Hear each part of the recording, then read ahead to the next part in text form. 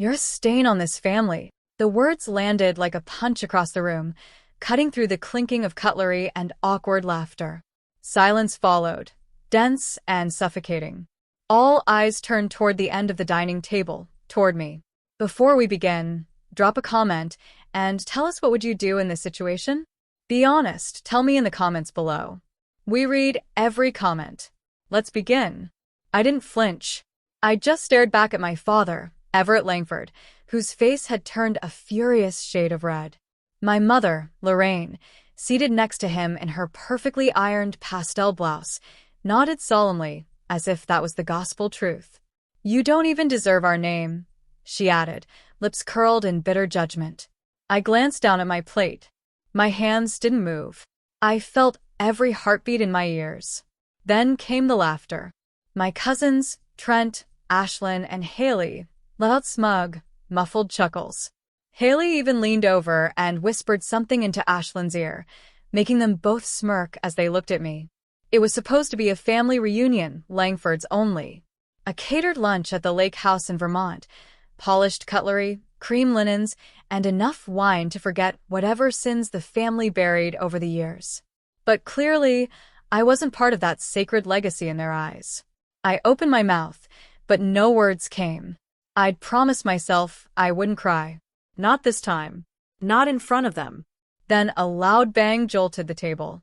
It was my grandfather, Benjamin Langford. 83, but still commanding. He slammed his hand down on the table so hard the water glasses trembled. The laughter stopped. That's enough, he barked, his voice shaking with fury. You should all be ashamed of yourselves. My father blinked. Dad. Don't interrupt me, Everett, Grandpa growled, rising to his feet. I've sat here long enough, listening to your arrogance, your judgment, your damn ego. And I won't stand for this cruelty a second longer. Nobody moved. My mother's face went pale. Haley slowly pushed her plate away, her appetite gone.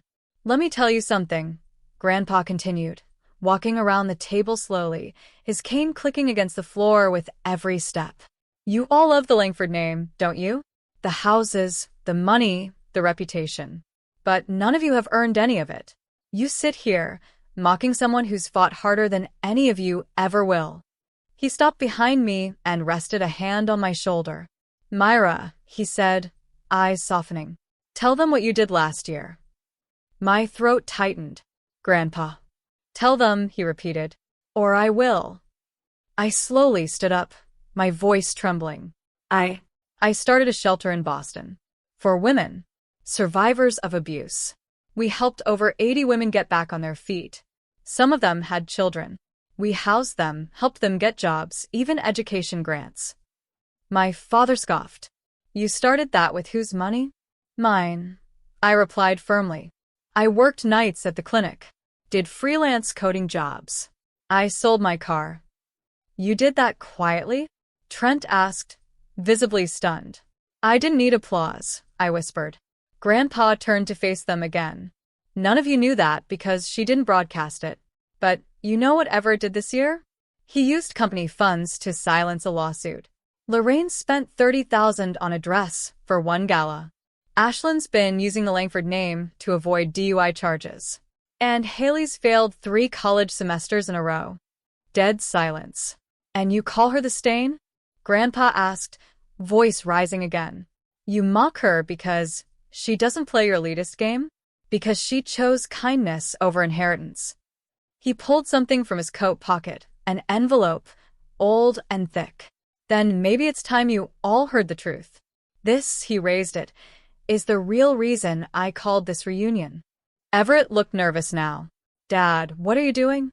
Grandpa didn't answer. Instead, he walked to the head of the table and opened the envelope. And what he read changed everything. Grandpa's hands were trembling slightly as he unfolded the old papers, yellowed at the edges, but his voice didn't waver. This, he said, holding up the top page, is a signed and notarized document from 1998.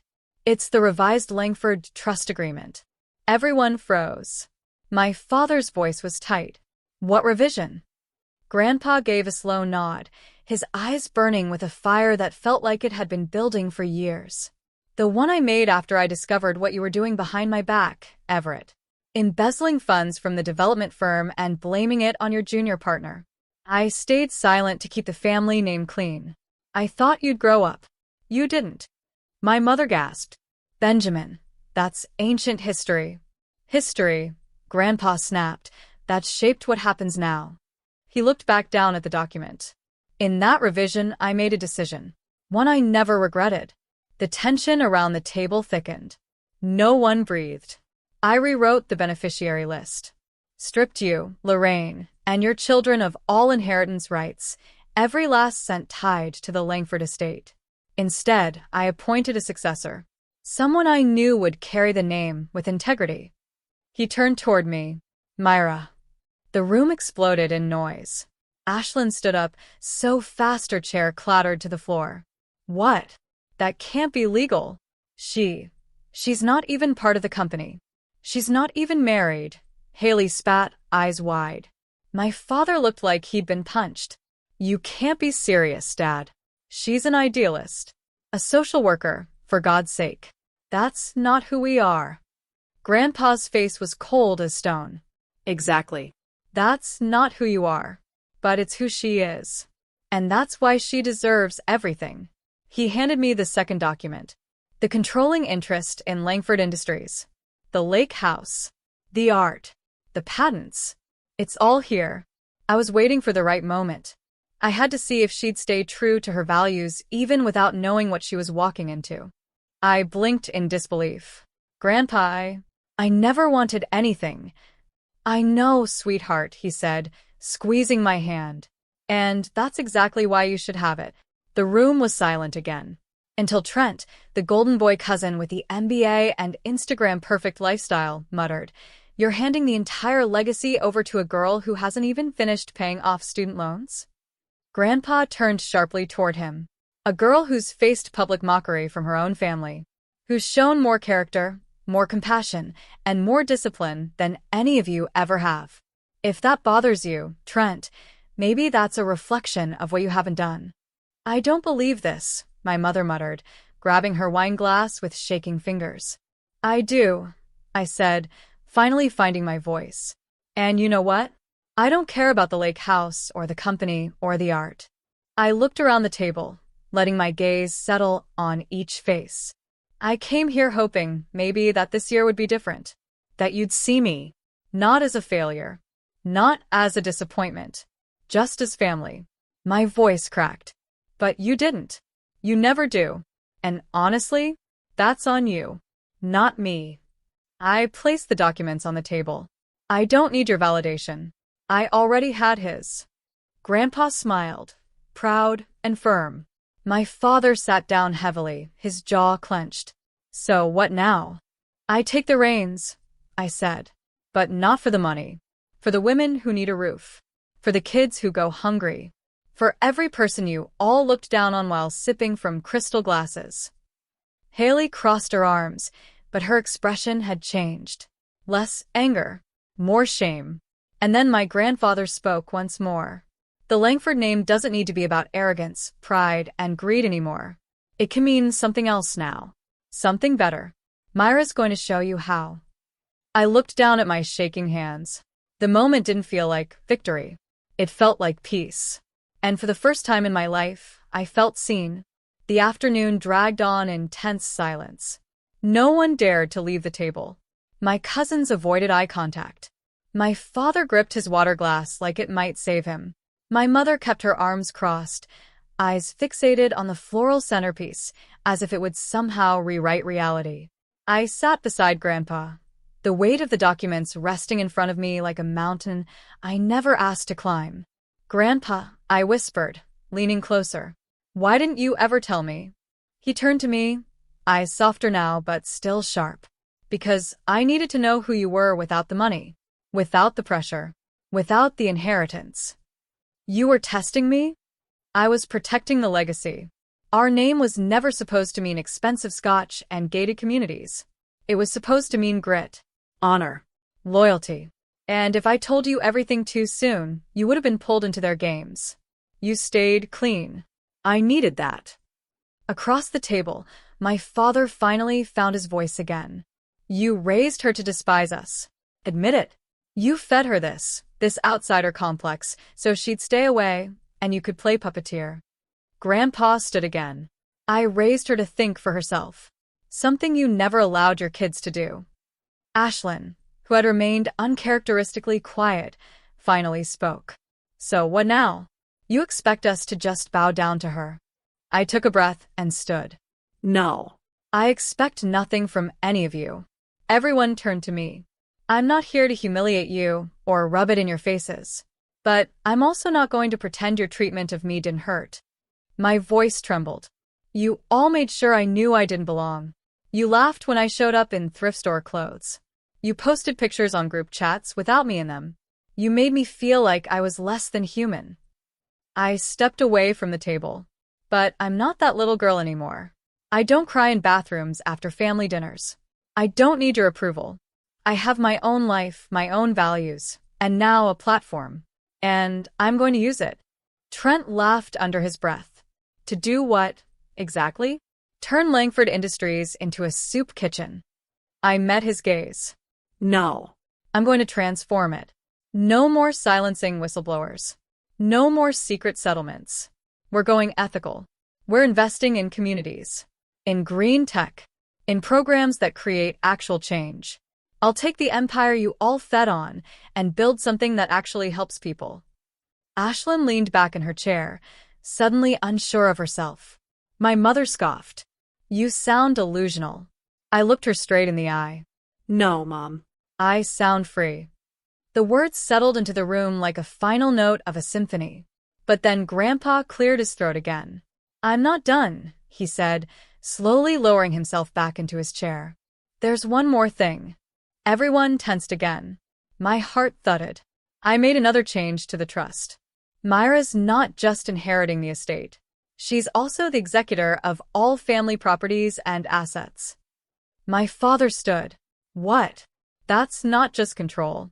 That's power of attorney. Yes, Grandpa replied. Because she's the only one I trust not to abuse it. He looked at me. It's yours, sweetheart. All of it. To protect. To manage. And to build something better. I felt dizzy. Like I'd just been handed a world I never asked for, but one I suddenly knew exactly what to do with. Are you sure?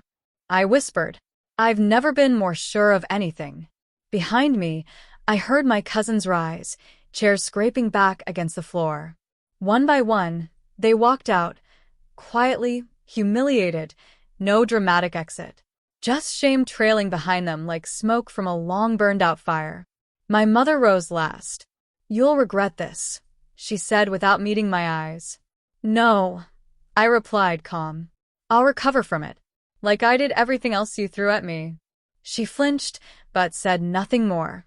Only my father remained seated, staring at the papers in disbelief, mouthing silent protests like a man watching his castle crumble brick by brick. And me?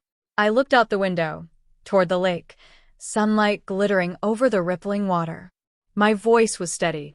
It's time to clean the Langford name, not with polish, but with truth. The sun was beginning to dip lower in the sky, casting long golden shadows across the lake lawn outside. Inside, the mood had shifted completely. The reunion was over, at least in the way my family had planned it. The laughter had vanished. The snide comments, the smug expressions, the power plays, all of it was gone. They left behind silence. And truth. I sat at the head of the table now, not because I wanted to, but because Grandpa insisted. He rested beside me, his hands folded calmly on his cane, watching with a strange kind of peace as the last of the staff cleared the dishes and the others disappeared into separate rooms. You okay? He asked gently. I don't know, I admitted. You will be. I turned the pages of the documents in front of me again and again, trying to absorb it. Langford Industries. The properties. The accounts. Even the offshore ones I'd heard rumors about.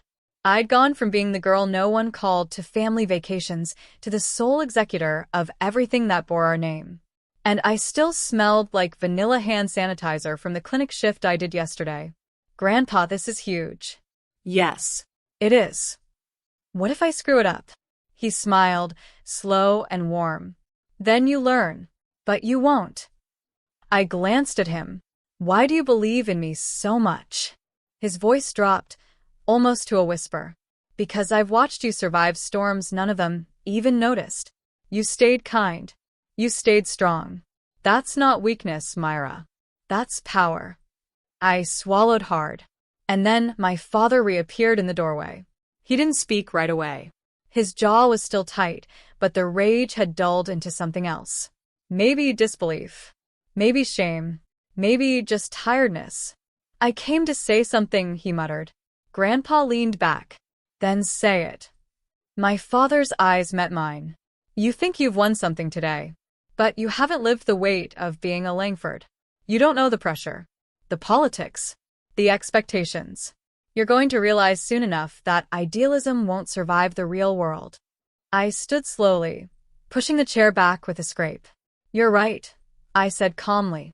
I don't know everything about this world, but I know what it's like to be kicked down by my own family and still find the strength to get back up. I know what it's like to work all night and still show up for others.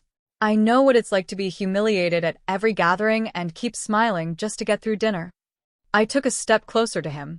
And I know that everything you just said is fear talking. You're scared because you know I'll do this differently. And maybe better. His face hardened. You think compassion makes you a good leader? No, I said. But it makes me a better human. And right now?